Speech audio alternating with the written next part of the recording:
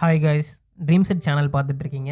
And நான் உங்கள் VJ பார்த்தா. நம்ம லைஃப்பில் நம்ம சக்சீட் ஆகிறோமா ஃபெயிலியர் ஆகிறோமான்னு டிசைட் பண்ணுற முக்கியமான விஷயம் என்னென்னு பார்த்தீங்கன்னா மணி தான். ஸ்டடீஸ் கம்ப்ளீட் பண்ணிவிட்டு நிறைய ஏர்ன் பண்ணலான்னு திங்க் பண்ணுற நமக்கு மணியை பற்றின கம்ப்ளீட் புரிதல் இருக்கா? இந்த மாதிரியான எல்லா கொஸ்டின்ஸ்க்கும் ஆன்சர் பண்ணுற விதமாக ராபர்ட் கியோசாகி எழுதுனது தான் ரிச் டேட் புவர் டேட். இந்த புக் கரெக்டாக 1997 அப்போ தான் ரிலீஸ் ஆகுது.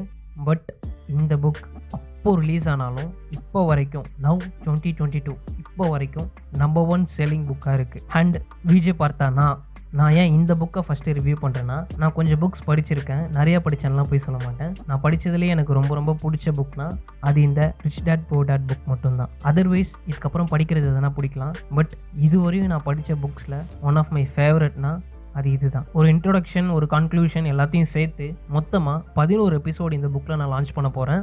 இது ஜஸ்ட் ஒரு இன்ட்ரோடக்ஷன் மட்டும்தான். இதில் ராபர்ட்னு ஒரு சின்ன பையன் இருக்கான்.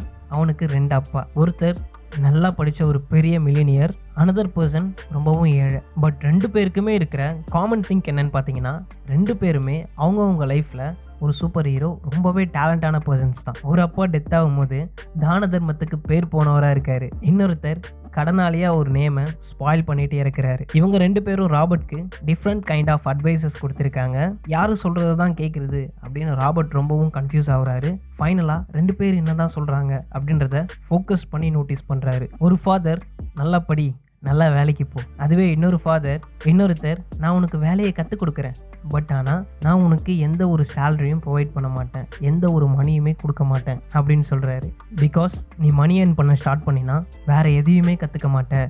ஸோ நோ மீன்ஸ் நோன்னு சொல்கிறாரு. 2 அப்பாக்களுக்கும் நடுவில் இருக்க முரண்பாட்டை கவனிக்கும் போது ராபர்ட்க்கு ஒரு விஷயம் ரொம்பவே கிளியராக புரியுது. 2 ஃபாதர்ஸுமே அவங்களுடைய கடமையை சிறப்பாக சூப்பராக செஞ்சாலும் அவங்களுடைய ரிசல்ட் அவங்களுடைய திங்கிங் தாட்டால் டோட்டலாக மாறிடுச்சு. இந்த மணியால் தான் எல்லா பிரச்சனையும் ஒருத்தர் சொன்னாலும் மணி இல்லாதது தான் காரணம்னு இன்னொருத்தர் சொல்கிறாரு. நம்ம ஸ்கூல்ஸ், காலேஜஸ் எல்லா பிளேஸ்லேயும் நம்ம நல்லா படிக்கணும், நல்ல ஒர்க் போகணுன்னு தான் சொல்கிறாங்க. அதாவது நம்மளை இந்த சொசைட்டியும் கவர்மெண்ட்டும் பார்த்துப்பாங்கன்னு திங்க் பண்ணுறது ஒரு ஏழையோட குவாலிட்டி. பட் ஒரு பணக்காரன் நம்ம சொசைட்டி இப்படி ஒர்க் ஆகுது, நம்ம எக்கனாமி இப்போ எப்படி இருக்குது, இதனால் நம்ம லைஃப்பில் என்னென்ன சேஞ்செல்லாம் நடக்கும், இது எல்லாத்தையுமே திங்க் பண்ணுவான். ஒரு பொருளை பார்த்த உடனே புவர் டேட் இதை நம்மளால் வாங்க முடியாது, இது பணக்காரங்களுக்காக உருவாக்கப்பட்டது அப்படின்னு தான் திங்க் பண்ணுவார். பட் அதுவே ஒரு ரிச் டேட் இந்த பொருளை நான் வாங்கணும்னா அதுக்காக நான் என்ன பண்ணணும் அப்படின்றத யோசிப்பார். இங்கே தான் நீங்கள் நோட்டீஸ் பண்ணணும், நம்ம சிந்தனையில் ஒரு சின்ன மாற்றம் எவ்வளோ இம்பார்ட்டன்ட்னு. புவர் டேட் சொல்கிறது நம்மளை லேசி ஆக்குது, நம்மளுடைய பிரெயினையும் சோம்பேறித்தனமாக்குது, நம்ம டோட்டல் சிஸ்டமையே ஷட் டவுன் பண்ண வைக்குது. பட் ரிச் டேட் சொல்கிறது நம்ம பிரெயினுக்கு ஒர்க் கொடுக்குது, நம்மளை யோசிக்கவும் வைக்குது. இது எல்லாத்தையும் தாண்டி இம்பார்ட்டன்ட் திங்க் என்னென்னா, ரிச் டேட் மட்டும்தான் இந்த பொருளை வாங்க என் கையில் கேஷ் இல்லை, பட் நான் இது எப்படியாவது வாங்கிடுவேன்னு பாசிட்டிவாக திங்க் பண்ணுறாரு. இந்த ஒரு விஷயம் ராபர்ட்டை ரொம்பவே ஆச்சரியப்பட வச்சுது. இதை பற்றி ராபர்ட் ரிச் டேட் கிட்ட கேட்கும்போது ரிச் டேட் சொன்னது, நம்ம நொடிஞ்சு போகிறதுன்றது வெறும் டெம்பரவரியான விஷயம் மட்டும்தான், ஆனால் நம்மளை ஏழையாக உணர்றது எப்போவுமே இருக்கக்கூடிய ஒரு பர்மனண்ட்டான விஷயம்னு சொல்கிறாரு.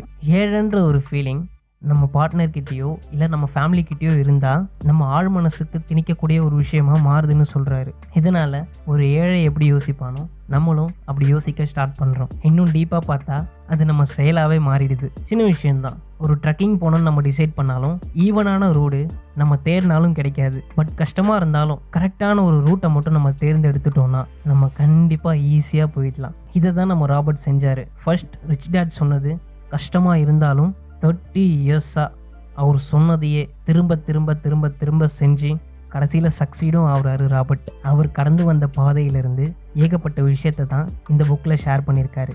அதை தான் வரப்போகிற எபிசோட்ஸில் நம்ம பார்க்க போகிறோம். So stay tuned on Dreamset. See you all next episode.